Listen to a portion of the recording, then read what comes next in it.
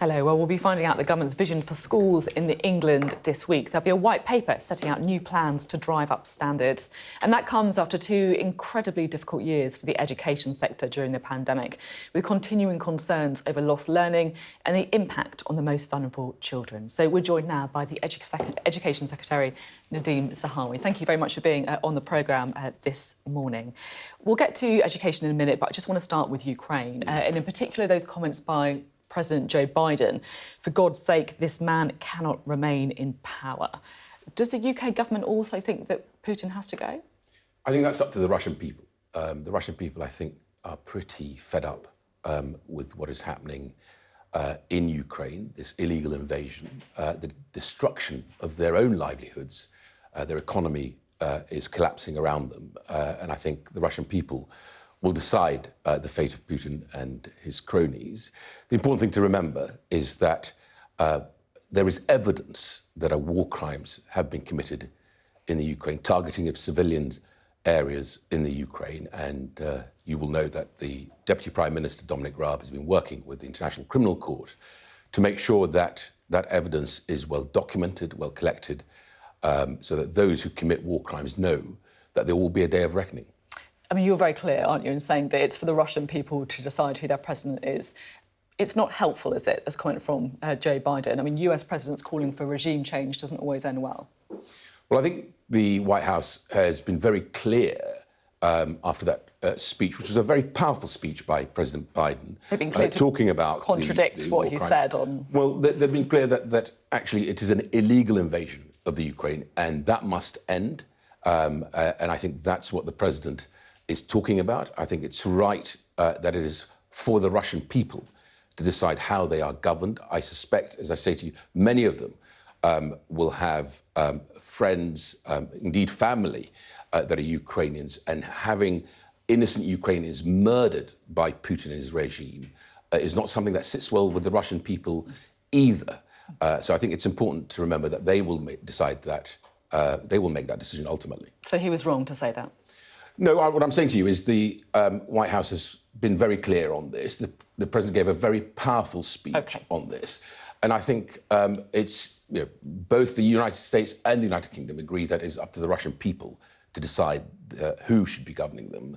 They would certainly do well to have someone that is democratic and understand their wishes. I suspect the majority of Russians see the invasion as illegal and want this war to end. Now, there's been talk this week that Russia might be scaling back its ambition in Ukraine, that the Defence Ministry is saying its main goal was the liberation of the Donbass region in the east. What's your latest intelligence about what is actually happening on the ground in Ukraine? Well, clearly, the Russian military has miscalculated. I think the initial sort of shock and awe of taking the whole of Ukraine has not worked for them. The Ukrainians have fought like lions. They've defended their country. They believe in their freedom. They believe in justice and the rule of law and their democracy, which is why I think the Russian military have found it much tougher, and they're losing tens of thousands of innocent young men who've been sent to the front line, not knowing why they're invading a neighbouring country that is democratic. And I think they're paying the price. And there may be a change of strategy then, you think? Well, clearly, if you look at the Ministry of Defence's assessment that we're putting out, they're having real problems. Now, Liz Truss has told the Sunday Telegraph today that sanctions on Russia should only come off after a full ceasefire and withdrawal from Ukraine. So do you think that's a condition of any sort of peace deal? Is that what we're starting to move towards? It has to be. Any peace deal has to take into account the wish of the free Ukrainian people. And I also think President Zelensky is right about this, that any serious peace deal has to be negotiated face-to-face between President Zelensky and Putin. That is the only way Putin is going to be serious about this. I think the only thing that the regime understands is the strength of the military response from the Ukrainian military and, of course, the strength and resolve of the Ukrainian people. So I think President Zelensky is absolutely right. All this stuff will not be taken seriously by him or the Ukrainian people unless Putin's prepared to sit down with him. And just to be clear then, no sanctions coming off until there's a full ceasefire and withdrawal? Absolutely right. I think the Russian illegal invasion has to end, and the Russian army has to leave the Ukraine, and it's up to the Ukrainian people. They must be very much the ones who decide what that peace looks like. Now, just to kind of take a step back for a minute, we see millions of people displaced from Ukraine, families, children. You, of course, came to the UK, your family, from Saddam Hussein's Iraq when you were a boy. You've always said that you were not refugees but immigrants, but at the same time, you were a boy, you didn't speak the language. Does it bring back, I guess, memories? And how do you feel some of those children must be feeling? You see them moving across continents, being thrust into different places. Very much so. It's a combination of anger, loss, huge loss, because you're ripped away from all those things that you held dear and those sort of protective layers of family and home. And you don't understand why this is happening to you. And so I absolutely feel that, which is why my department has made preparations to take up to 100,000 Ukrainian children into our education system, from early years to primary to secondary, of course, to colleges and universities. And we will deliver that. We did it for the Afghan resettlement scheme. We're doing it with the Hong Kongers. 104,000 have applied to settle here as well. How did you feel then as a sort of 11-year-old boy not speaking English? Fear. The first few weeks, I sat at the back of the classroom. I hid at the back of the classroom because children can be cruel. I tried to string words together in my head, the few words I knew, as I began to obviously read and write, to try and make a sentence to join in the subject matter. But when I'd made that sentence, the subject matter had moved on. So the early few weeks, my teachers thought I had learning difficulties, which is why our green paper is so important next week, but also our white paper as well, because my parents understood the value of education. My mother used to always say, it will unlock opportunities, my son, so work hard and focus on education. It's only when I started to think in the language that those opportunities really unlocked for me. I want the system, which is why the white paper is so important, to work for every child to a strong school with a great teacher, for every child to the right place at the right time. To deliver that, the white paper, I think, will go a long way towards that, because that has to be available for the children whose parents don't have the wherewithal or have no parents at all. Let's talk a bit about that white paper. What is the big idea then? So the big idea is learn from the evidence. We are about to announce our 10,000th academy, so that's real scale. I have 22,000 schools approximately in England. The evidence is that a family of schools that is tightly supported, really well managed, in a strong performing, and I underline strong performing, multi-academy trusts, because some of them haven't performed as well, but the strong performing ones have delivered outstanding results for the children. And so the white paper will essentially be the roadmap towards getting all schools into that strong family of schools with some really strong targets. So at the moment, only 2/3, 65% of primary school children finish primary school with the ability to read, write and do maths to a good standard. We're going to raise that to 90%. On secondary school, we're going to move the average in English language and maths from 4.5 to 5. Now, that sounds like not much of an ambitious target, because only 0.5 point movement. But actually, it means all children who are doing their GCSEs will have to improve, the lowest 1/3 and the high achievers. If a child falls behind in English and maths, what actually happens? So if a child falls behind, I have the National Tutoring Programme, which is part of the 5 billion we are investing in recovery. Teachers will actually be able to identify what that is, be able to use the National Tutoring Programme. In the past, it's been the privilege of fortunate parents, wealthier parents. Now it's available to every child. So my message to families watching this at home is, ask your school, are they participating in the National Tutoring Programme? It's a really important programme to help that recovery and, of course, help us meet those targets. And you want a longer school day for all schools? So the average school day is 32.5 hours. Some schools, thousands of schools, are 10, 20, 30 minutes lower than that. So we want schools to be from 9 a.m. till 3:30. By the way, if it's 20 minutes lower, than the 32 and a half hours, that is the equivalent of 2 weeks lost from the school. 2 weeks loss of learning is a big loss, which is why I want every school to do this. I'd like them all to do it by the end of this year, but I know some of them have logistical problems, which is why we've said by next year they should achieve that. Now, so you want all schools to have this, not longer day necessarily, but a certain amount of hours in a day. You want better teaching, a promise to intervene if children fall behind. The schools have struggled, haven't they, with years of effectively underfunding. I just want to show this graph that I think we should be able to bring up now. This is the funding gap between state and private schools since the Conservatives entered power. You can see the change of funding, the change of per pupil funding. So you can see there, the blue line is private schools. That's the fees that parents pay per pupil in private schools. The red line is state school spending per pupil, and this is the change per pupil. The dotted line, 2010, when the Conservatives entered power. If you're a parent looking at this, what do you think you would conclude about how the Conservatives prioritise state school pupils? So you'll remember in 2008-9, that was the financial crash and the crisis that led to us having to tighten our belts and, of course, try and get the economy back on its feet. Thank goodness we managed to do that, because then we got the pandemic, where we've had to spend 400 billion making sure that people's jobs are protected and, of course, businesses are protected. But if you look at the settlement I've just got, is an additional 7 billion by 2024-25.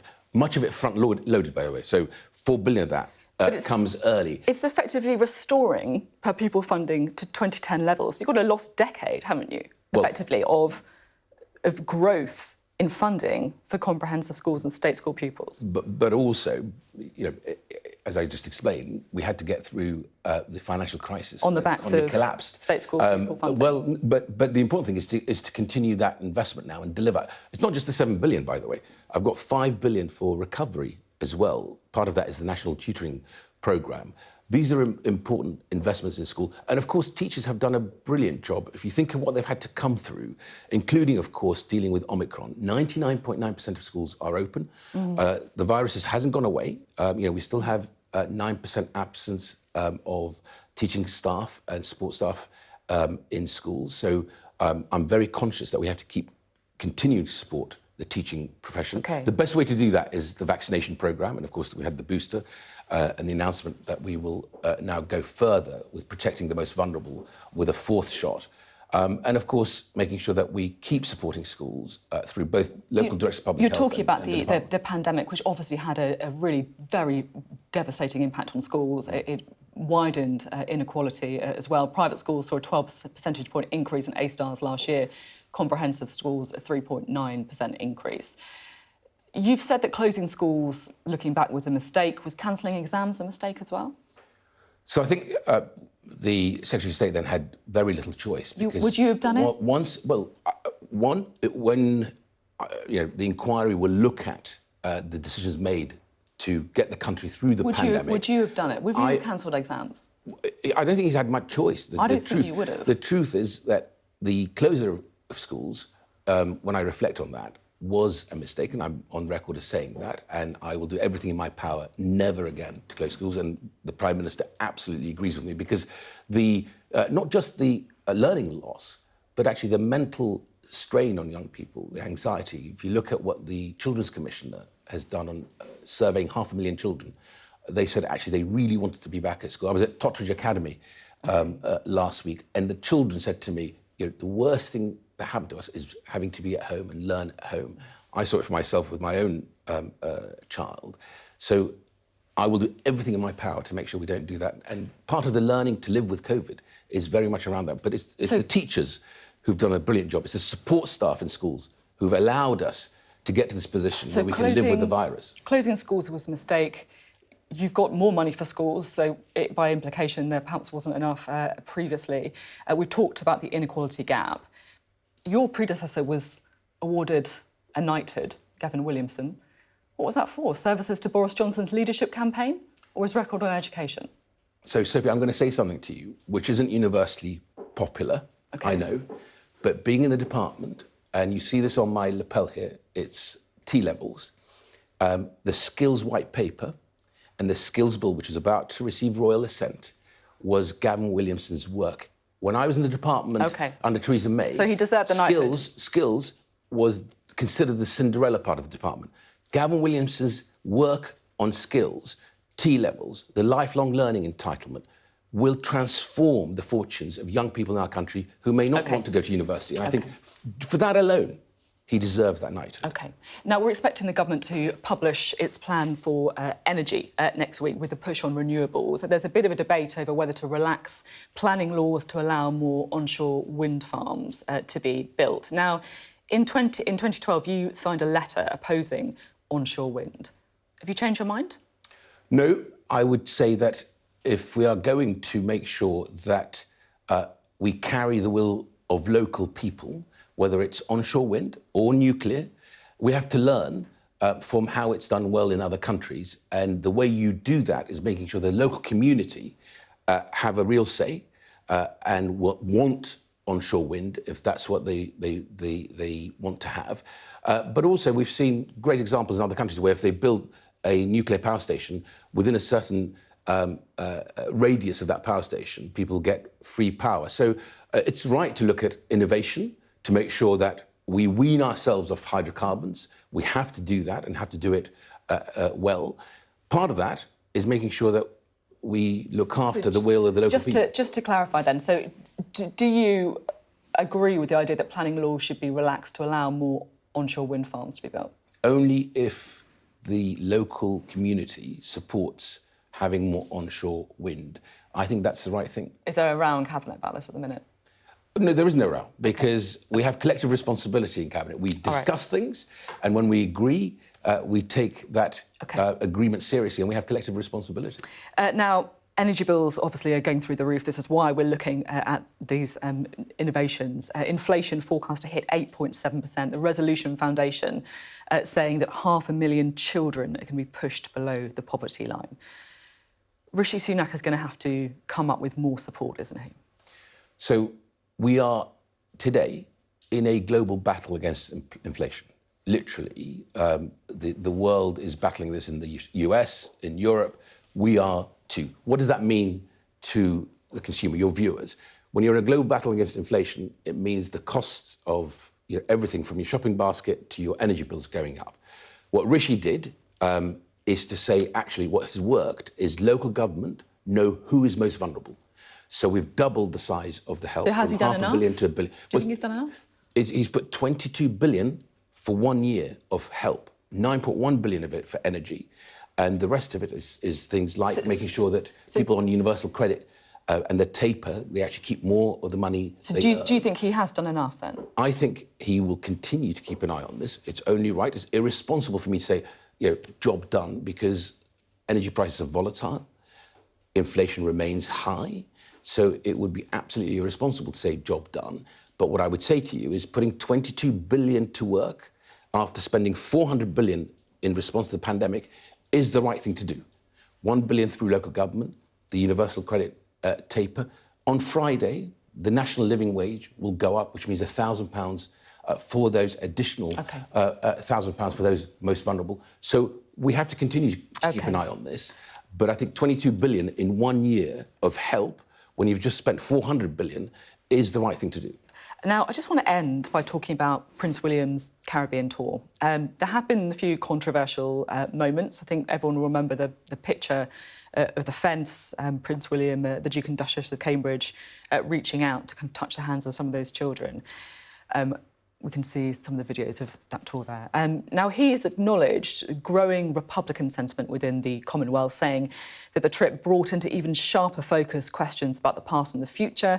He and the Duchess of Cambridge, he said, were committed to service, and that, for us, that's not telling people what to do. Do you think this could be the beginning of the end for the Commonwealth? No, I think it'll be the beginning of strengthening the Commonwealth, because I think, actually, what Prince William, and I know he believes deeply in the Commonwealth, is right to say that people have to decide independently if they want to be part of the Commonwealth family. And that decision will strengthen the Commonwealth, not take away from it, why I think he's being very wise and have chosen his words carefully. OK, thank you very much for being on the programme today. Nadhim Zahawi there, thank you.